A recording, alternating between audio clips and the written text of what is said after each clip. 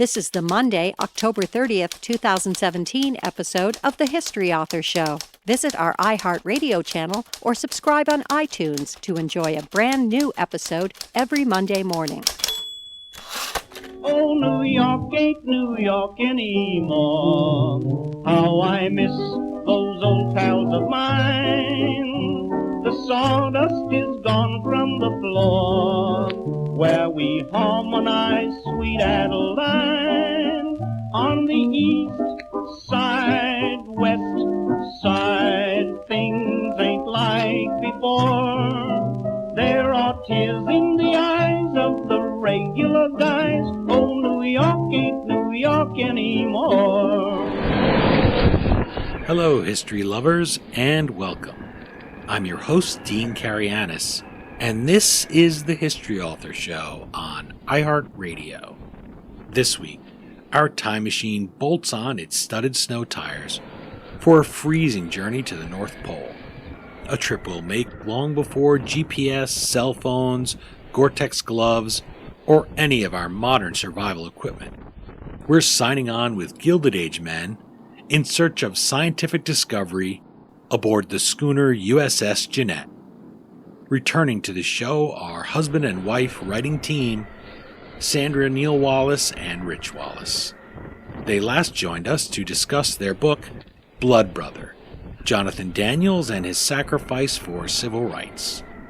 You can hear that chat in our archives at historyauthor.com or wherever you're listening. Their book today is a world away from the sweltering Alabama heat of the 1960s. It's called Bound by Ice, a true North Pole survival story. And it's aimed at readers 9 to 18 years of age. You've seen Sandra Neal Wallace's work as a news anchor and ESPN sportscaster. Of particular interest to me as a hockey fan, Sandra was the first woman to host an NHL show on network television. Her husband, Rich, has written over 36 novels for children and teens, and he co-wrote titles such as Babe Conquers the World with Sandra. The Young Adult Library Services Association named his novel Wrestling Sturbridge one of the 100 best of the best for the 21st century. You can visit our guests at sandranealwallace.com and richwallacebooks.com. That last name is Wallace. While you're online, you can also toss likes to their Facebook pages and follow them on Twitter at Sandra N. Wallace and at R. Wallace Books. Okay, now that we know a little bit about today's authors, let's put on our parkas and join them in the true north, bound by ice.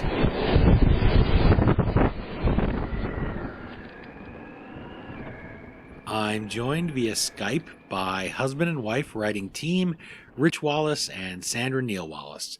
They are co-authors of Bound by Ice, a true North Pole survival story. Thank you so much for making the time to chat with the History Author Show a second time. Dean, we're so thrilled to be here again and to talk about these brave explorers. Thanks for having us on. We're glad to be here.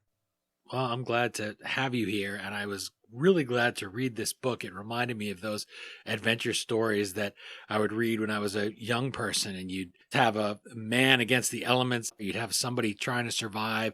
There was also a woman in one book. I can't remember the title of the book, but I remember vividly her being stuck in a car and out there snowed in, and one of the things she does is she needs to boil water, and she uses the ashtray. This is back when cars had ashtrays. And there was the taste of mint because someone had been throwing their gum in there. Something you might think would be disgusting. I guess it is pretty disgusting if you're in the civilized world, but in a survival situation, she was so happy to have that taste of mint in the water from the ashtray that she was forced to drink water out of. And it just boils you down, literally, no pun intended, to your very essence in a survival situation. You really find out what people are made of. And that's the case here in these men in Bound by Ice. We last spoke about your book, Blood Brother, which actually happens to be right here on the shelf in front of me. Good. That book was very different, and the inspiration was different. Jonathan Daniels in Blood Brother is a local hero where you live in Keene, New Hampshire, And Bound by Ice is a much different slice of history. It's way out of the living memory. It's after the Civil War in America. This is happening. This takes place, this spirit of adventure and exploration. So how did the inspiration come about this time?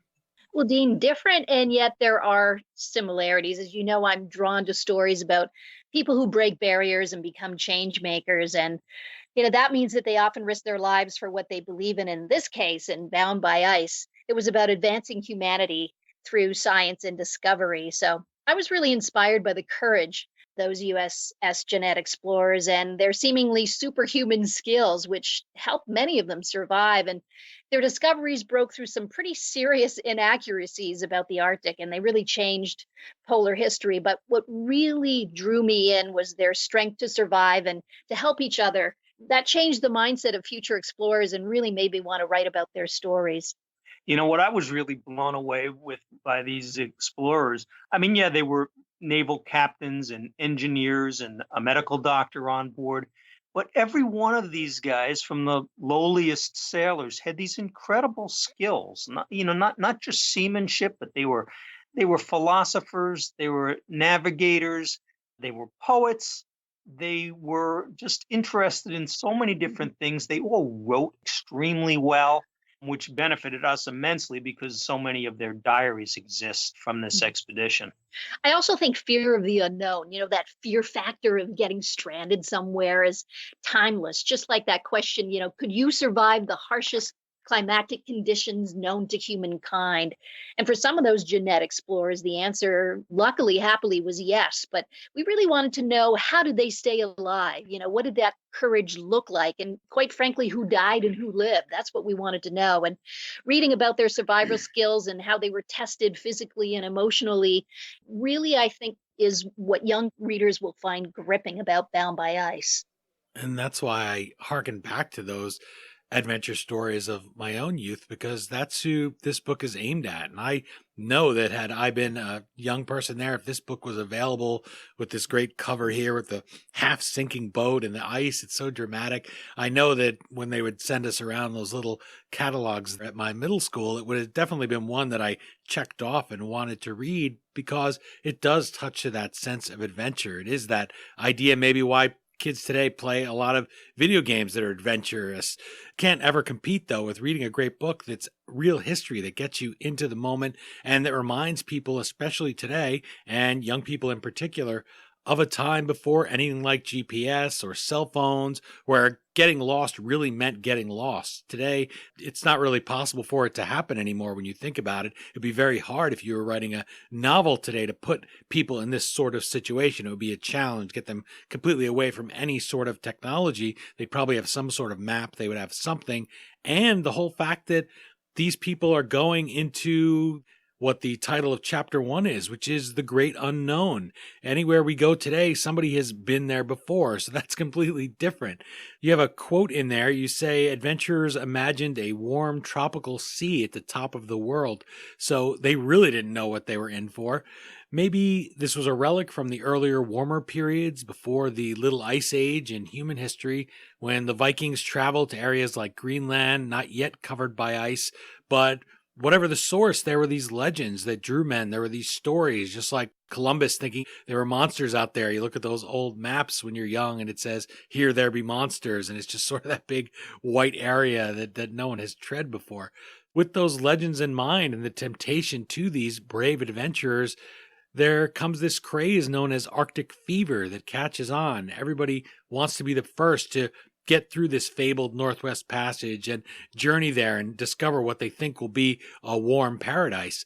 I want to dig a little bit into that Arctic fever idea. Before the journey you describe here in Bound by Ice, tell us what fate befell adventurers that were keen to reach the North Pole. Death. A lot of failed expeditions before this. The most famous is probably the Franklin expedition, which was about 25 years or so before the Jeannette, where a similar group, but less well prepared than those on the Jeannette, were bound in ice for a significant amount of time. They wound up dying of scurvy, of lead poisoning, and those who died were consumed by the others. So there was cannibalism there. No one actually survived that expedition, and that was the most horrifying one that we know of. But there were a lot of failed attempts, but little by little, they were advancing science. And Rich, I mentioned a little bit what made me as a young boy love to read these sort of adventure books. It was a unique experience back then, living your life on your bike, tunneling out little caves, making snow forts. I know, like myself, you're in Bergen County, New Jersey. So what did you feel about writing a book that maybe would have been something that a young boy there would want to pick up and imagine themselves in that journey? Well, this is something that really happened. I think, like you, it sounds like you were probably a Jack London fan, like I am. Yeah, sure. And, one of my favorite short stories of all time is To Build a Fire. Yep. I've probably read that 100 times. And I was always taken by that idea of, one adventurer out there on his own in pretty difficult conditions, but with a fair amount of arrogance about what he thought he could do against the elements, and finding out, unfortunately, through a couple of really trivial mishaps, costing his life. It's something too to you look at the arrogance. I always say we don't want to condescend to people in the past, but characters like that, they were trying to teach us something. The man in To Build a Fire, and we get to see a little of the dog's viewpoint, which for me was very cool, having an animal background, and just part of the whole idea of he tries to do something. He has an overinflated sense of his own abilities. Whereas these men here in Bound by Ice, you relate to them because they do have the best information and the best technology available at the time. And they're not doing this for the fame of it. They're doing it for the scientific exploration of it, for the knowledge of it. That's their main thing. They have other people who are into the sensational side of their adventure, but they're really brave people, that they're doing this for a noble reason, and they're doing it as a team, which when you start to have something like your boat freezing in ice and people getting sick from scurvy and you're afraid the food and water is running out, that's really the time that you're tested. And yet they all stick together. I thought that was really great, especially when the temptation for a good story, one of the rules is you want conflict. And yet you framed this as these men, and I mean, that was the story. You didn't have to frame it, but these men were unified against the elements. And so the elements themselves, the frigid weather, becomes the enemy.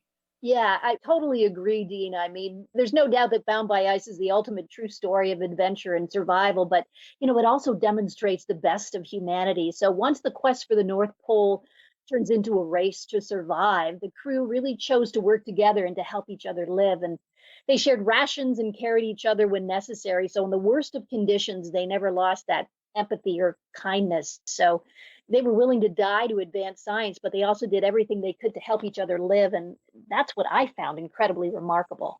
And, Dean, you say they were extremely well prepared for the time, which they were, and that they had the best information. But the best information at that time was not particularly good. Yeah. There was a map maker named August Peterman who was, renowned for his alleged knowledge of the Arctic, and he really didn't have much at all. So when these guys got up there, they found the maps were all wrong.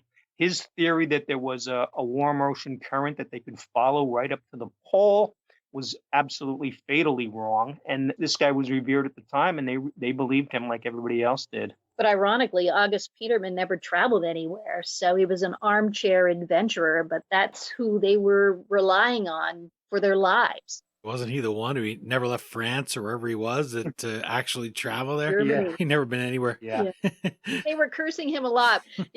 Cursing goes back hundreds of years, because we looked at the journals, and there was Commander DeLongs saying, "We cursed August Peterman yet today, discovering that Greenland wasn't a continent." Yeah.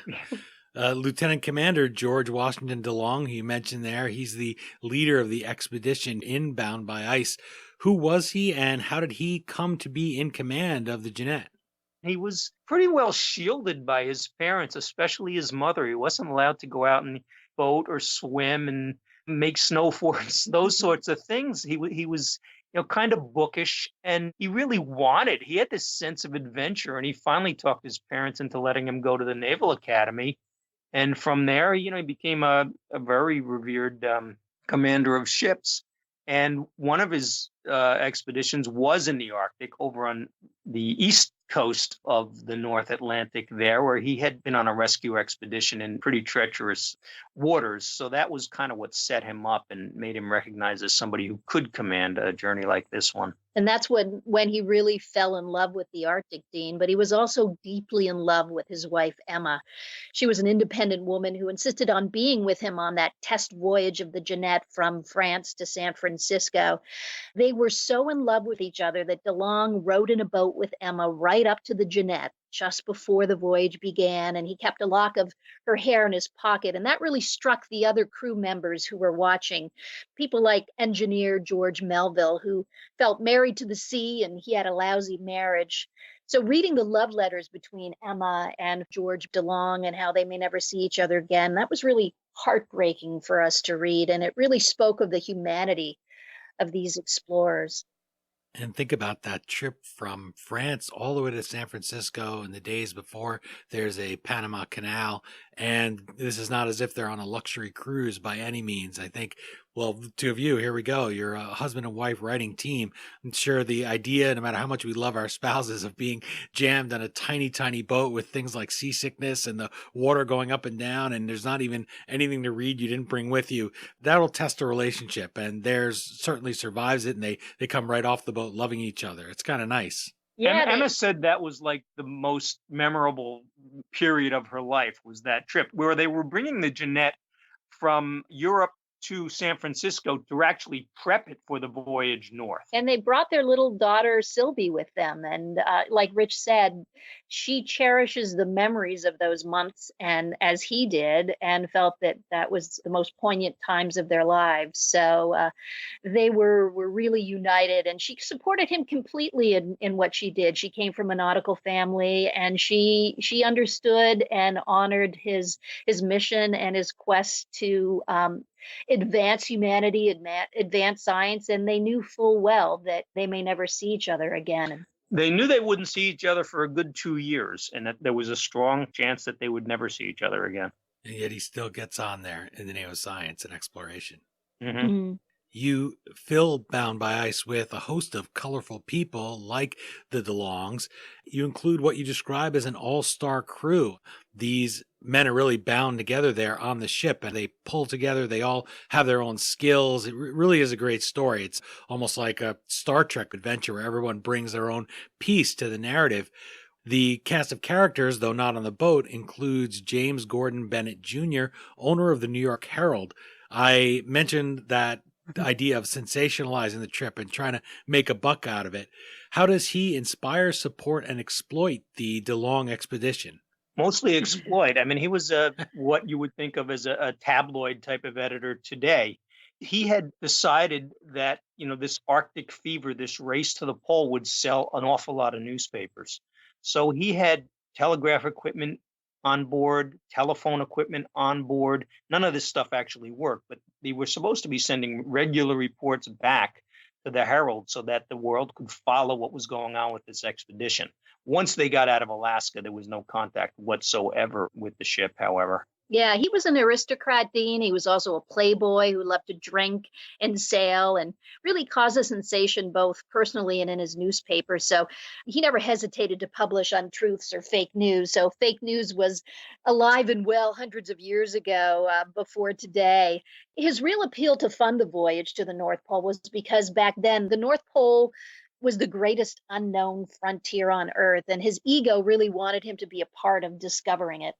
Yeah, I liked when you said that about him making up the stories. I was going to point that out when you said that they leave Alaska and there's no more heard from them. And I said, well, that didn't stop him from making things up, right? Oh, they're fine. And especially then you realize that's one thing to sell some newspapers to people on the street. It's not particularly kind to try to capture their dime that way. But then you're speaking about his wife and daughter left behind, and you're giving them hope, and you're tugging their emotions everywhere. So it's the dark, seedy side of doing that. It's easy to forget. That was something that he did that you think, well, there's not much that he could do, but it was really bothersome that he did that. It makes it a little villainous, and maybe because this is a book for young people, future journalists, or in any endeavor, you remind people that that's not a great way to be. As frustrating as it is to say you don't know anything, it's good to do it because that's the truth. Yeah, I mean, he really had the audacity to lie to Commander DeLong's wife, Emma, saying that Captain was alive and well. But Emma was very sage and she knew what he was like and she knew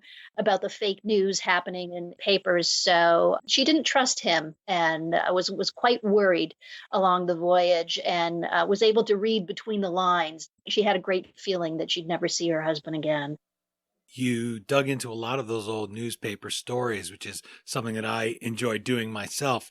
Read the writing, it's so dramatic, it's really colorful, it's often melodramatic, never mind the negative side of it that sometimes it's completely made up. As a writing team, I wonder how you break down the work of research to ensure that you don't overlap or leave any sources untapped.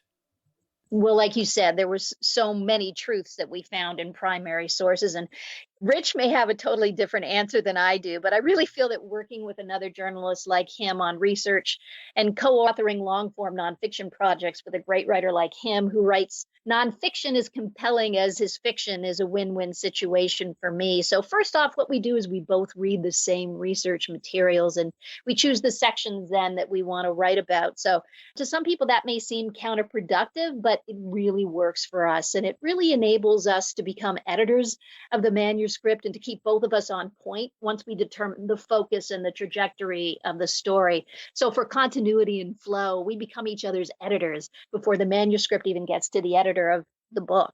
And Rich really keeps me on track. We're also accountable to each other when it comes to deadlines, and we challenge one another to keep sharpening our detective skills and solving the seemingly impossible hundreds of questions that usually pop up while we're researching the book that we're determined to answer. Yeah, we love pouring through this research material. And, one of the hardest things is determining what not to put in the book, because there's so much great stuff that you can always use.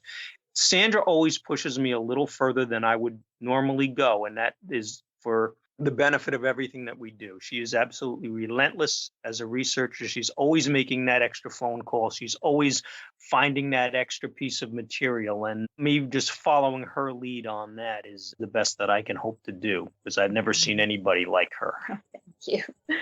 Well, it's a great result. That's all to our benefit. We're fortunate that you work on them together, because I read this book and I thought a couple times, well, maybe they could have written this as a book that was not for this under 18 age group, but I enjoyed it just as much, even though I just had my 30th high school reunion. So I'm not high school age anymore. And yet you put enough facts in there and you put enough good writing. It's not even that it's facts.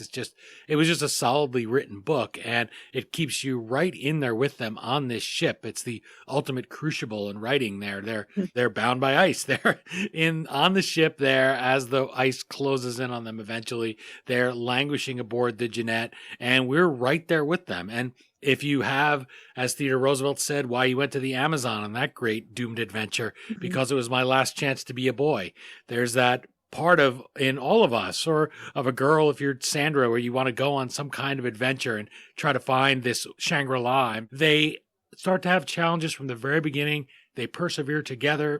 One of those you alluded to on an earlier journey is lead poisoning, that's a problem. But here in Bound by Ice, they discover the cause in a really clever way. And I love that as somebody who loves to solve problems and fix things. But also it tells us about the men on the ship, that all-star team, those people who each one of them has knowledge outside even their chosen field, and they're able to find the source of problems like this. I just love this detail in the book. Tell me about that. How do they discover that they're being poisoned by lead?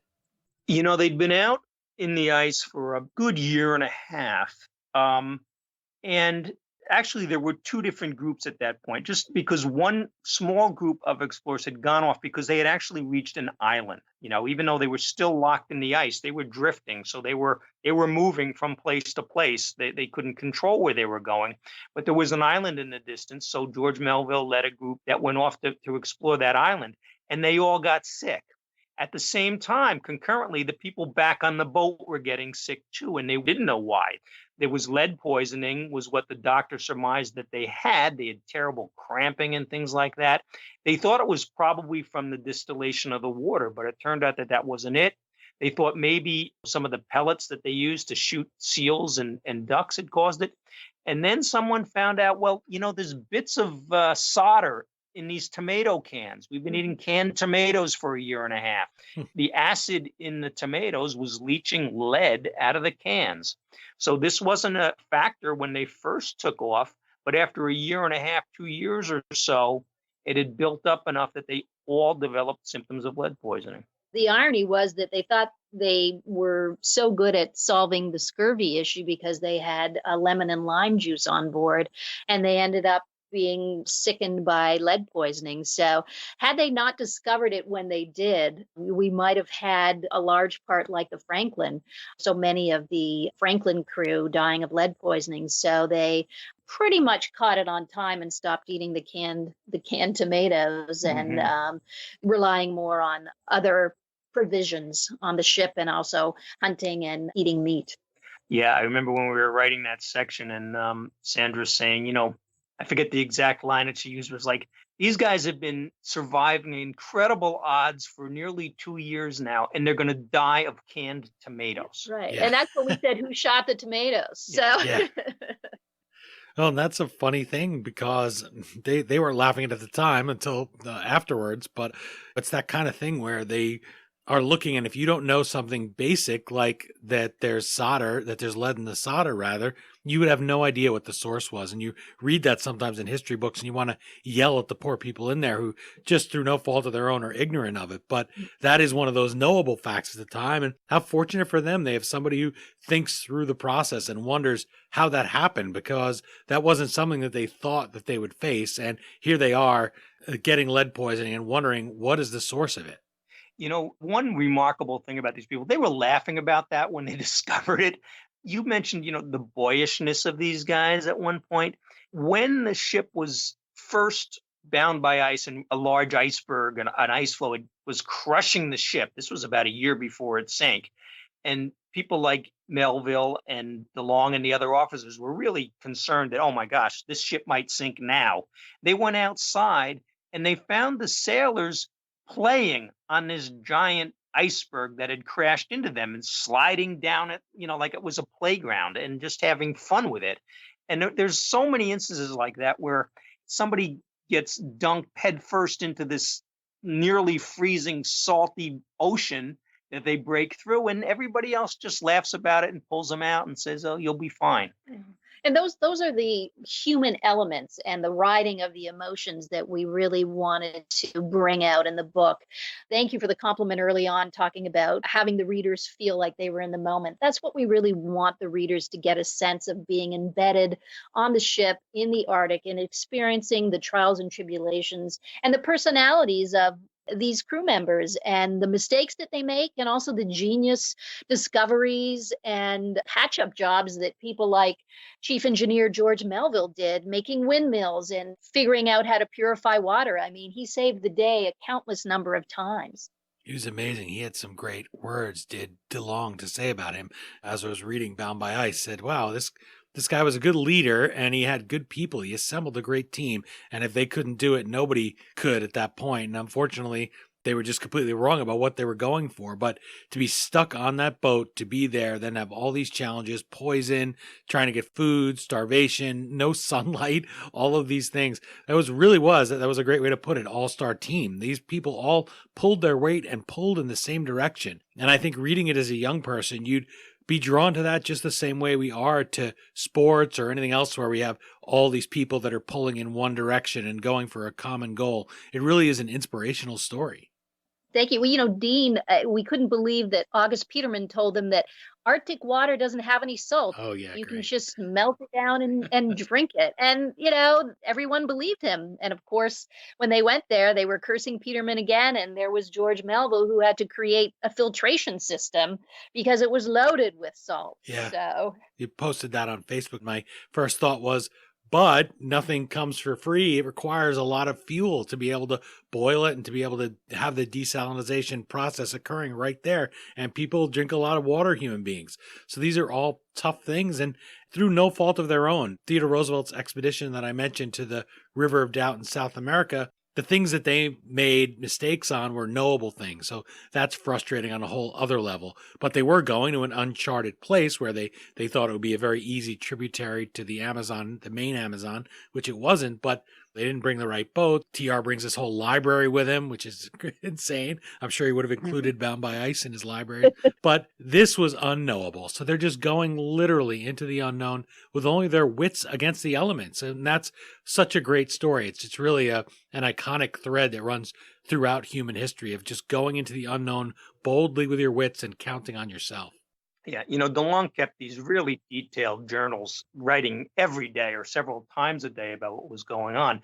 And throughout that, one of his biggest concerns is the amount of coal that they were burning through unexpectedly, particularly to desalinate the water, but for other concerns as well. And that was something that, was unexpected. And again, he knew they could survive, minus 40-degree weather for months and months on end.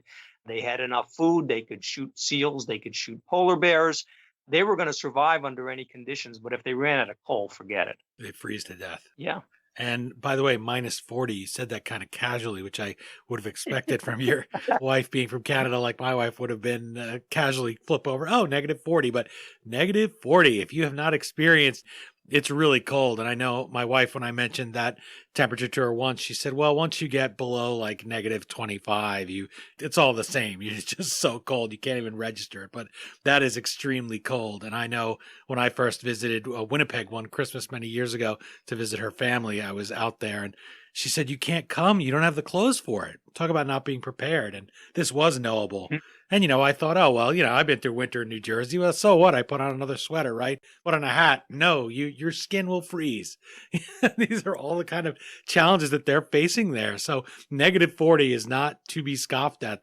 The famous thing there in To Build a Fire when he spits, and that's how he judges how cold it is. And his spit freezes and crackles before it hits the ground. It's so cold. Right. Well, these guys, if it got up to 15 or 20 degrees above zero, they were working in T-shirts because they felt warm. Yeah, it's crazy.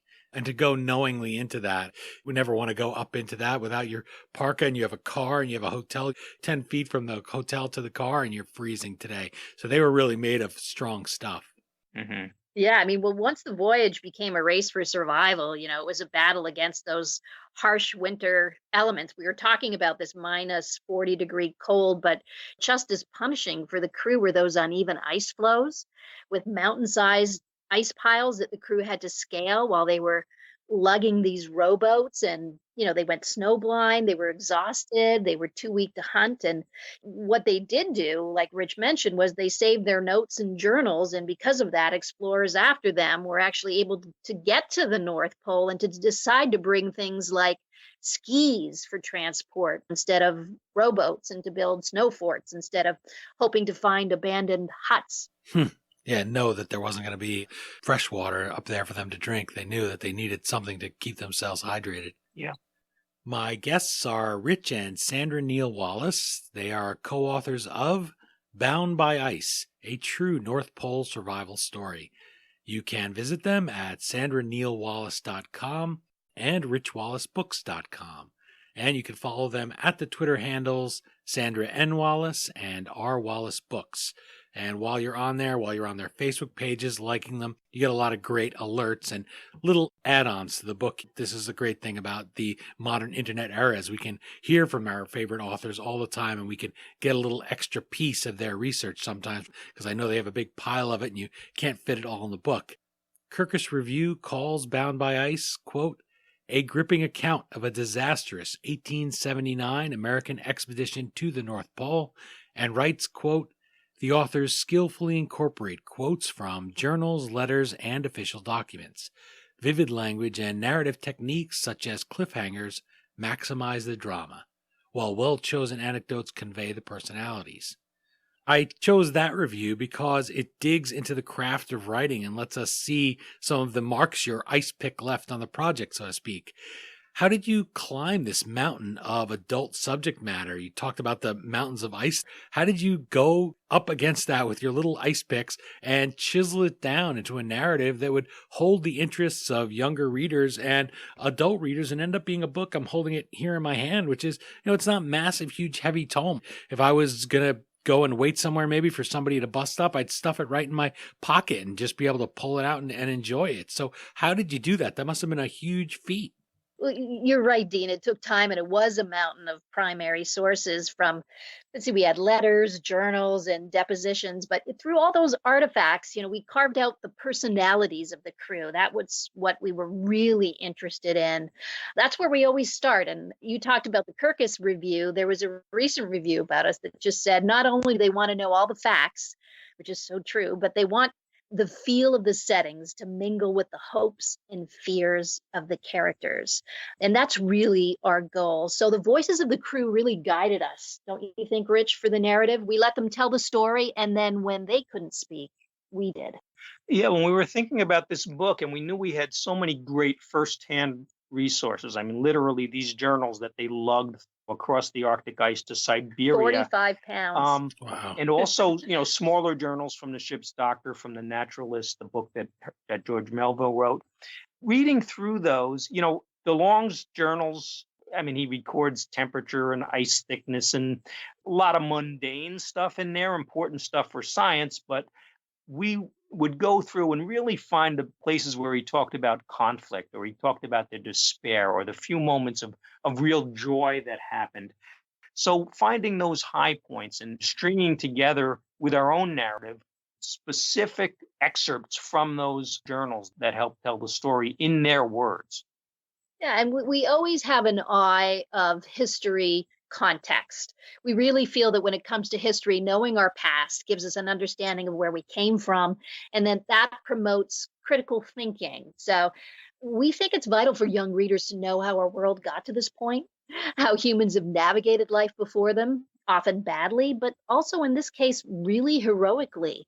And it begs the question for them to ask, what course do they want to chart? And we talk more about that in the epilogue of the book and the ramifications of the failures and success of this expedition. So it's something that we love to do, to just contextualize history through human emotions and having the reader, like I had said before, embedded in their conflict, and with the cliffhangers that Rich is also so great at knowing. When we first found out about this voyage, there was a part of me that wanted to know right away who died and who lived. And when I found that out, I was surprised. And I wanted the readers to be surprised that some of the people who you thought might survive didn't, and vice versa. Yeah, because you start to identify with them so much, which it's also in the Kirkus Review where they say the personalities. You get so much out of little things like that lock of Emma's hair that he's carrying, or the pocket watch that they're all just trying to keep that going. It becomes so important to them and becomes such a symbol. And also how quirky the naturalist Raymond Newcomb was. I mean, he'd rather be stuffing animals than having conversations with people.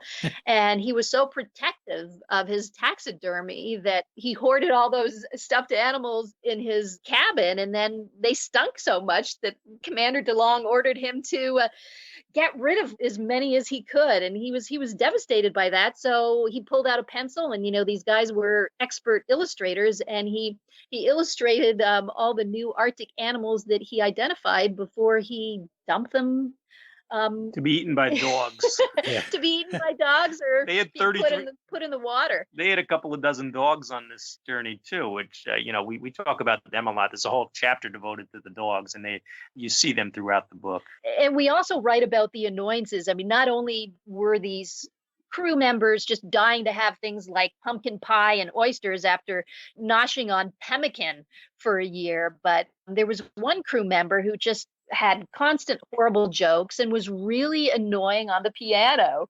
He was a big Gilbert and Sullivan fan. He was constantly singing that stuff, and Melville could not stand that. He hated this guy Collins, who was actually a representative of the New York Herald that Bennett had sent along, was supposed to be the one who was sending reports back to the New York Herald on a regular basis. And he was in charge of the telegraph equipment and things like that, and couldn't get it to work. He also couldn't get the Thomas Edison lights to work either. So George Melville had to bail out Jerome Collins plenty of times. Collins was supposed to bring photography equipment, and he did bring some, but he didn't bring enough of it or the right stuff, so he couldn't take pictures. Melville had his own camera. That camera, unfortunately, went down with the ship, so we don't have those photographs, but Melville had been taking photographs the whole time. There's always one Jonah, I guess, on every ship. Somebody it is noteworthy, though, again, this spirit of camaraderie that they have, that they don't just throw him overboard with the taxidermied animals for the dogs to eat, which may have been Right. tempted at times. And Dean, if I could have predicted some of the crew members who wouldn't survive, I thought it would be Jerome Collins, because he refused to exercise and he was quite belligerent. And yet he was one of the last ones to die. And that was incredible. I didn't know where that fortitude came from, because he had never been to the Arctic. He was ill-equipped, and yet he was one of the final crew members to perish. I pulled one quote out of Bound by Ice. It is, "One of the thrills of research is the opportunity to hold pieces of history in your hands." That jumped out at me because we talk a lot about walking in the place where history takes place, but you had this great fortune of obviously not being able to walk on the ice that they walked in. I don't think you would have liked to have done that. Rich probably doesn't have the clothes for it. Sandra may still have some of the Canadian level 5 coat up there, but you weren't about to walk from Siberia to the North Pole to do research, but you did have this wonderful chance to go and hold some of these relics in your hands and feel something that would have been right there on the Jeannette or owned by these men that are on this journey. So what were some of those, and what goes through your head when the history that you've been researching for so long literally comes into a solid form and you're able to have it right there in front of you? One of the most poignant pieces was a tiny porcelain doll that DeLong bought in Alaska that he wanted to give to his daughter, and he carried that with him the whole time. It was a tiny thing about the size of your thumb wrapped in a little blanket, and he had that with him. It was on him when he died. Other artifacts, well, the logbooks in particular. I mean, it's just amazing to pick these up. They're at the Naval Academy Museum in Annapolis. They weigh 45 pounds, and that was the thing that DeLong most wanted to have with him in the 500-mile trek from where the ship sank to Siberia. He wanted to make sure that that material was preserved because he knew how valuable it would be in the future, whether he survived or not. There's also these SOS notes that they left all over Siberia, and saying who they were, where they had come from, what their longitude and latitude were at the time, and where things that they had left behind might be found. And these handwritten notes, again, are at the Naval Academy and also at Dartmouth College, which is close to us. So some of our research was done only an hour from home. What struck me was the lock of Emma's hair that DeLong gingerly had in his breast pocket. It's a beautiful blonde lock of hair. And when the curator took out these artifacts for us and he quickly left, just it gives you pause. I actually had to take a break because I was really, really moved seeing all of this, realizing that these artifacts are from 1879, 1880, and knowing what they went through and the humanity of that and the immediacy was just really, really touching. And our hope was that we could transfer that level of emotion and humanity in the book. And also things like their broken spectacles and Ambler's pocket watch and the medals that they were later posthumously given, and actually being able to touch them with our hands. Yeah, there's two medals in particular that weren't on the voyage. They were issued, after the fact, posthumously to Alexei and Anakin, who are two Yupik explorers, expert hunters and dog sled drivers, trappers, who joined the crew in Alaska. And I think DeLong knew that how valuable they'd be because they knew the terrain. And so they were on this journey the entire time. They were very, very helpful to the crew and the rest of the crew, in many different ways. And the U.S. Congress issued medals of honor to them. Both of them perished after the fact. Those are also on display at the Naval Academy, and we were able to look at those and hold those. Those two, again, very important explorers. So we wanted to know a lot more about, and we did some real, pretty intense research with people at the University of Alaska, at the Bureau of Indian Affairs, and elders in a native village of St. Michael, Alaska, who knew of these too. Other publications in the past had misidentified them as Eskimo or as Indian or as Inuit, which didn't strike us as possibly being accurate. We wanted to know more about them, and we determined that they were Yupik and that they were, at least one of them, Alexei, was quite well known before he went on this journey. Yeah, what was great about a lot of the journals that we wrote is these crew members were revered by their fellow crew members. And they had written a lot about them and were treated as equals and hadn't been talked about in their hunting practices in previous books about this expedition. And we felt it was about time that they got the credit that they deserved and the honor. So we were really humbled to be able to discover new information and to confirm that they were UPIC.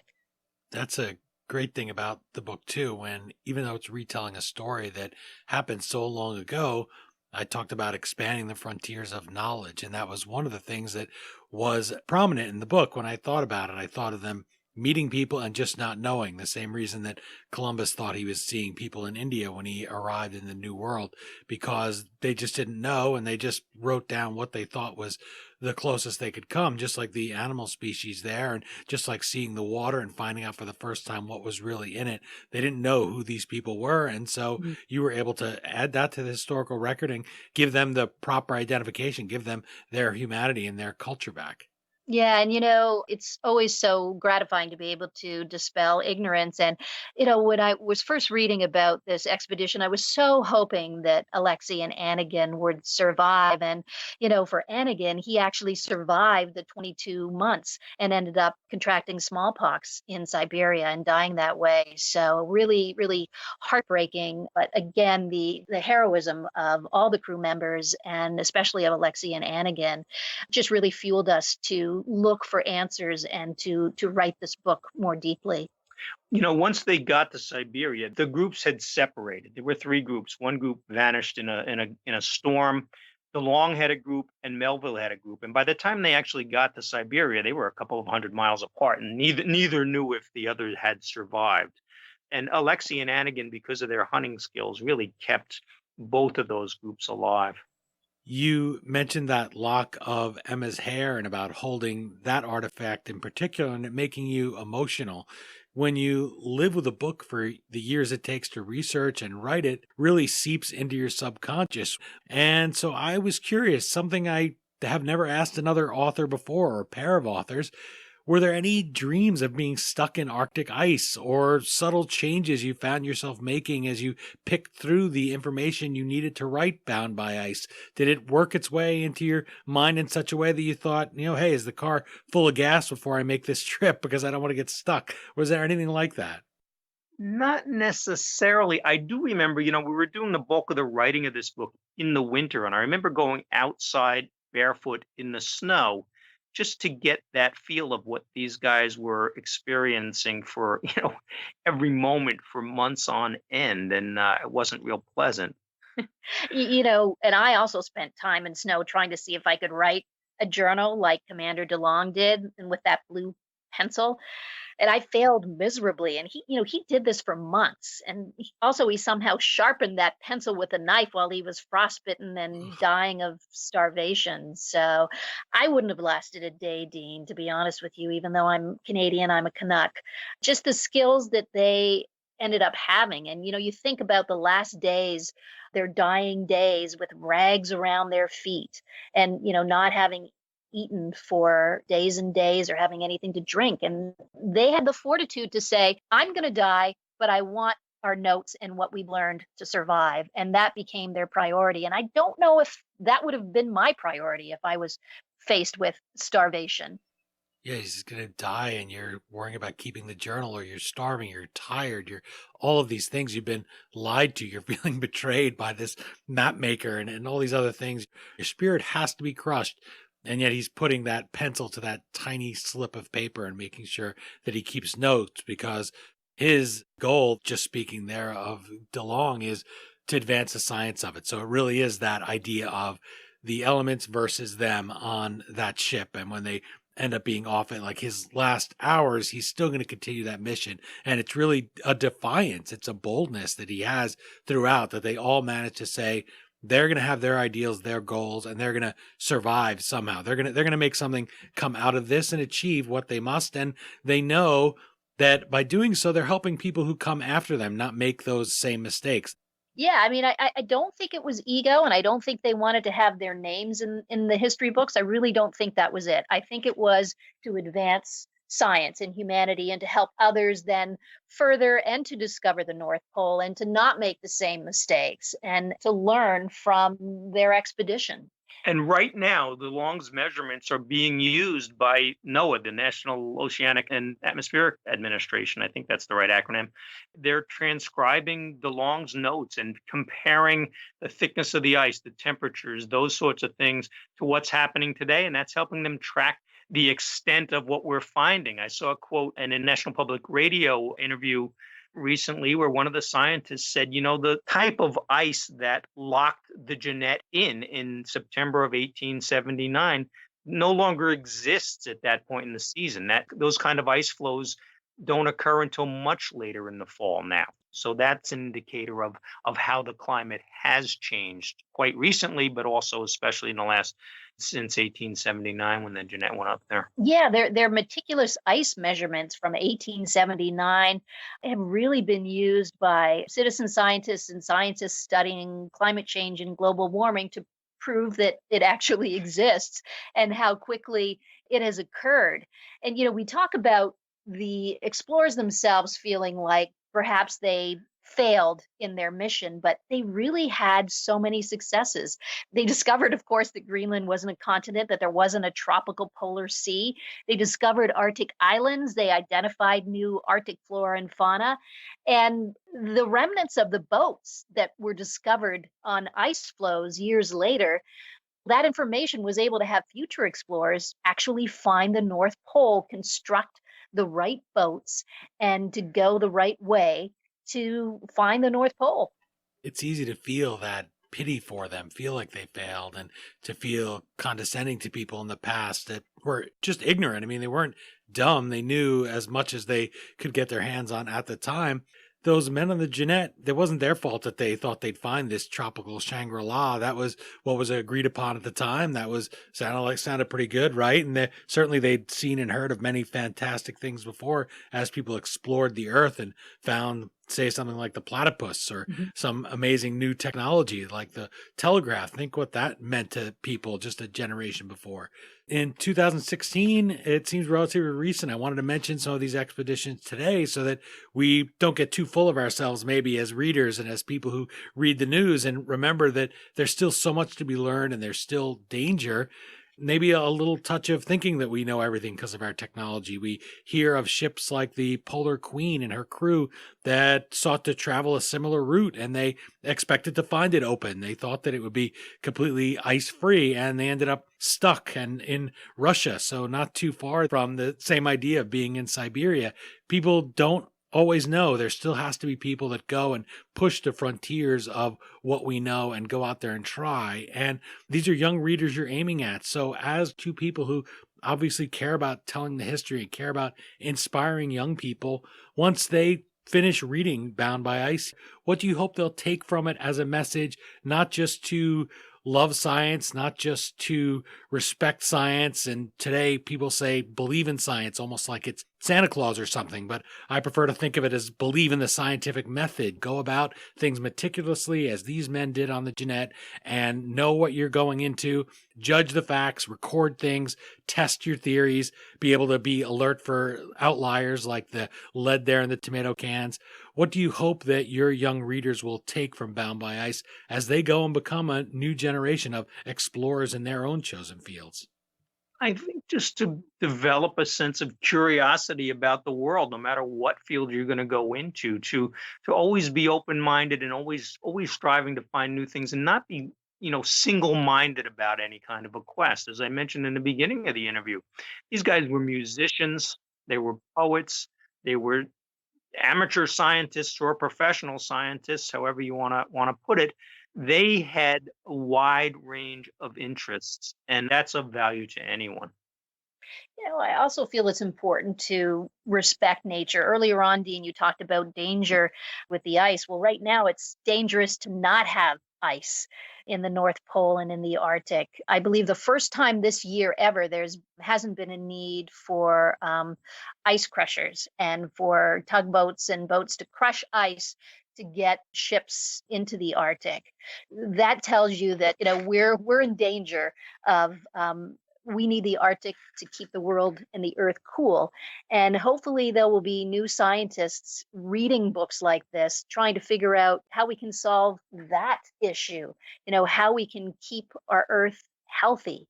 And so a new kind of explorer and a new kind of exploration, rather than exploring new areas for us to live, is how we can live compatibly and healthily in this environment. And I think that's a new kind of science and scientists that, we hope that this kind of book will inspire. Well, Rich Wallace and Sandra Neal Wallace, I am disappointed our conversation came to an end. I got this book, my copy here of Bound by Ice, says advanced uncorrected proof on the top, not for sale. That's how early I wanted your book when I heard you had a new one. Great. And then we have a conversation and it's over all too soon. But the fortunate thing for listeners out there is they can become readers. The book is available for them to go pick up. They could take this adventure with you. And so I envy all of you who'll take the time to pick up Bound by Ice, maybe put it in the hands of a young person who needs a little direction in life, maybe needs some inspiration. Maybe you want them to get off of the tablet or the computer. You never know what book will inspire you. Like Rich here and I talking about how he loved A Quest for Fire. This could be the book that sticks with today's young people, and they're talking about it in the 2070s, how it changed them and gave them the inspiration they needed to change our world.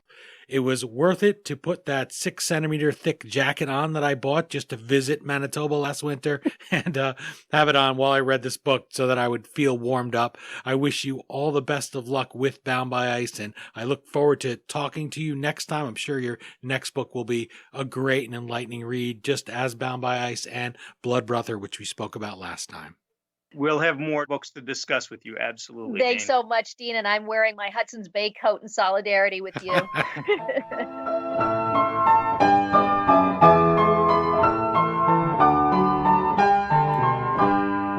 Again, the book is Bound by Ice, a true North Pole survival story.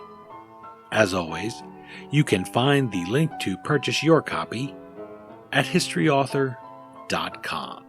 And we hope you will click through there, or even navigate to Amazon using the banner on our homepage for all your online purchases.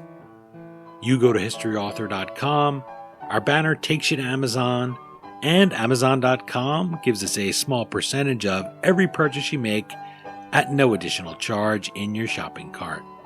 For just those few extra taps of your finger, you can help us keep the flux capacitor on our time machine humming like usual. Thanks to Rich and Sandra Neal Wallace for joining me a second time with this true tale of survival and sacrifice, all in an effort to reach the fabled North Pole. You can visit them at sandranealwallace.com and richwallacebooks.com. You can also find them on Twitter at the handles Sandra N. Wallace and R. Wallace Books. And while you're on Twitter, let us know what you think of the book and the interview at History Dean. Or you can toss us a like at facebook.com/historyauthor. That's it for this installment of the History Author Show. I hope you'll join us for next Monday's all-new interview right here on iHeartRadio. And remember, if you're an iTunes subscriber, please take a minute to leave us a review. Well, until our next trip into the past together, thanks so much for time traveling with us today, and have a great week. We still call it Broadway, but what's in a name? Take it from Georgie, it isn't the same. On the east side, west side, things ain't like before. There are tears in the eyes of the regular guys. Oh, New York ain't New York anymore.